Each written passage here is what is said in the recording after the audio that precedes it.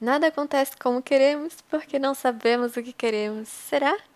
Será que a gente não sabe o que quer ou será que a gente finge não saber o que quer? Será que a gente finge não saber o que quer porque a gente não concorda com aquilo que quer, de fato? E se a gente não concorda com aquilo que a gente quer de fato, então dá pra dizer que a gente quer aquilo de fato? Porque se a gente quisesse de fato, talvez a gente concordaria 100% com isso, não? Não? Várias questões, várias questões. Bom, tamo lá, né, com o nosso inconsciente, ele deseja algo. E o nosso córtex pré-frontal, famoso, fala: não, não, não, isso aí não faz sentido. Isso aí veio de um trauma teu de infância, isso daí é um hábito ruim que a gente precisa desesquematizar. Isso aí corta, chega. E aí, dá pra dizer que a gente quer aquilo ou a gente não quer? A gente deseja aquilo ou a gente não deseja? Tanto deseja quanto não deseja? Mas aí quem vence? Quem vence? Quem vence é quem deseja mais ou quem vence é quem deseja? Quem vence tem prioridade? Bom, eu acredito que as coisas acontecem como tem que ser, né? Então, se o lado maligno, se o lado inconsciente, se o lado do hábito ruim acabou vencendo, era pra ter sido assim, pelo menos naquele momento. Uma hora vai ter que mudar, né? Uma hora as coisas mudam, querendo ou não, conscientemente ou não, a vida cobra. Eu confio muito nisso. E é isso, né? É isso. Esse áudio aqui vai ser só indagações, então não vai ter nenhuma resposta. Eu já pensei muito a respeito de todos esses assuntos. Talvez fique muito confuso falar sobre agora, mas eu vou tentar, né?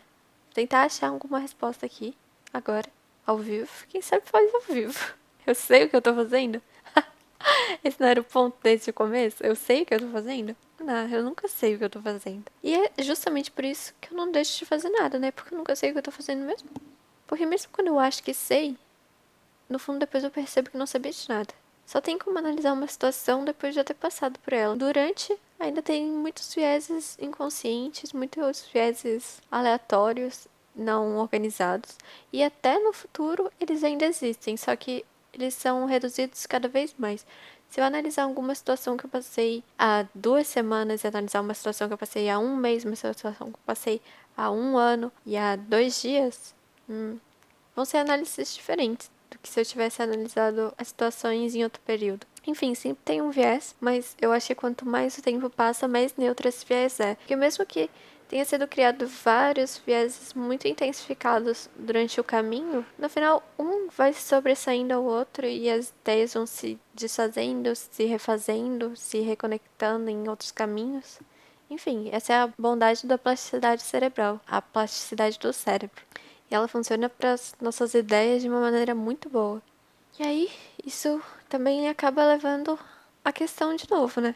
Vou dar um exemplo, vou dar um exemplo. Eu conscientemente penso, tem uma reunião às 10, eu vou acordar pelo menos às 9. Aí eu já sei que o segredo é ouvir o despertador e acordar, sem pensar sobre isso. Porque a energia que eu vou gastar simplesmente pensando na minha cama sobre eu dever ou não acordar, eu poderia usar ela pra, de fato, acordar, começar a escovar os dentes e tudo mais. E uma hora eu simplesmente viveria acordada, como se tivesse sido em um passe de mágica. Porque hábito, né? O corpo faz esses movimentos de acordar no automático, então tem que usufruir deles. Bom, eu conscientemente sei disso, sei disso. Aí o meu inconsciente fica, poxa, mas dormir só mais um pouquinho não vai fazer mal. Ah, ninguém vai se importar se eu não aparecer tão acordada na reunião, se eu aparecer despenteada ou algo assim. Talvez eu nem ligue ao webcam. Talvez eu fique de pijama e nem ligue ao webcam. Ah, essa é uma ótima ideia. Nossa, perfeita. Não. Aí meu córtex pré-frontal fala: cara, isso não faz sentido. Tu não vai aproveitar 100% da reunião dessa forma. Mesmo que tu queira, teu corpo ainda vai estar um pouco na cama, inconscientemente. Só de tu estar uniformizada de pijama, isso já vai deixar o hábito ali, ó, no gatilho. O hábito de sair da reunião e correr indo pra cama e dormir mais 2 horas. Por que tu precisaria dormir mais 2 horas? Porque tu ficou acordada até tarde na noite anterior? Poxa, mas isso não deveria ter acontecido em primeiro lugar, né? Tu não deveria ter ficado acordada de madrugada na noite anterior. Foi um mau hábito que engatilhou outro mau hábito. Um hábito de dormir tarde engatilhou um hábito de acordar tarde. Tu não deveria cortar o problema pela raiz e parar de dormir tarde? Mas por que tu quer dormir tarde? Ah, porque tu quer conversar com seus amigos. Beleza, e não tem outro horário? Não, tu trabalha muito. Ah, entendi. Bom, mas tu pode reduzir o tempo em que tu fica com eles, né? Uma boa. Eu fui dar um exemplo e aí eu já chego em várias outras raízes. Aí assim, tá, reduzindo o tempo que eu passo com eles, aí pode aumentar a frequência, já que o tempo foi reduzido. E aí ficar algo mais saudável, mais estabilizado, mais neutro, mais linear, do que algo desbalanceado e com vários picos, né? Tipo, vi um amigo hoje, conversa por 5 horas seguidas. Aí fica uma semana sem ver. Não cria uma rotina, não cria um hábito de manter uma amizade ali. Uma amizade duradoura, um laço, um vínculo real, estendido. Não. Ficam só nesses pontos extremos aí, né? E não cria de fato uma afeição pela pessoa. Enfim, o que eu queria falar é que eu fui dar um exemplo e já chega num ciclo. Isso é só uma prova de que, no fundo, eu sei, talvez tu saiba, qual é a raiz dos problemas, o que fazer, o que deve ser feito, como mudar. Porque sempre que a gente chega em uma premissa, em uma motivação, se ela não é a final, se ela não é a correta, ainda dá pra argumentar contra ela, né? Ainda dá pra dizer que tá. Se o causador é esse, mas o causador também tem um causador. E esse causador também não é uma boa causa. Então talvez eliminar ela também. Sabe, sempre dá pra ir escalando, de fato encontrando a raiz do problema. Só que assim, é cansativo, né? Exige muito esforço, não só mental, psicológico, de ir atrás dessas armadilhas que a mente cria, de desatar esses nós. Além disso, ainda tem o esforço de fato, não só pensar, se conscientizar dessas ideias e encontrar uma solução. De fato, na prática, ir lá e aplicar. Porque é um cenário totalmente diferente. Uma coisa é saber o que fazer e outra coisa é de fato fazer. E se a gente sabe o que fazer, mas não faz, no fundo a gente não sabe o que fazer. Porque precisa ter preparo e prática. Não dá pra ter só um. Se tiver só um, tá desbalanceado, tá incompleto, volta.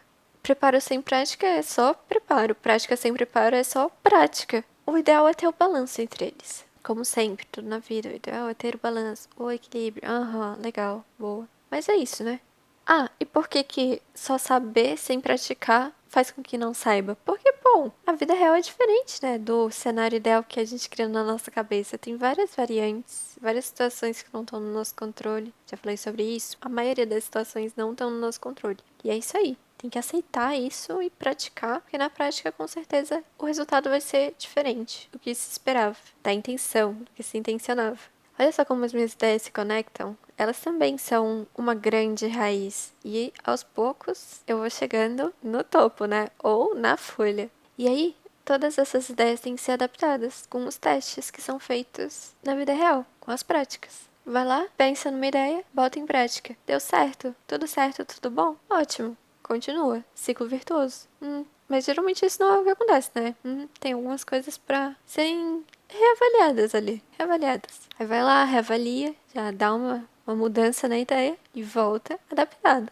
E aí, pra onde vão as ideias que são desconstruídas na nossa mente? Pra onde elas vão? Onde elas ficam? Elas ficam guardadas em algum lugar? Elas podem servir de exemplo do que não fazer, né? Mas fisicamente, neurologicamente, elas realmente ficam? Aqueles caminhos que já foram seguidos pelo cérebro, eles realmente ficam? Eu acho que são construídos caminhos novos, adaptados aos caminhos anteriores. É tipo um processo totalmente adaptativo e plástico. Bom, talvez essa já seja uma ideia muito mais complexa para abordar agora. No começo dessas ideias, dessas filosofias aí, enfim, vou parar por aqui já. Esse áudio já ficou grandinho, então é isso aí.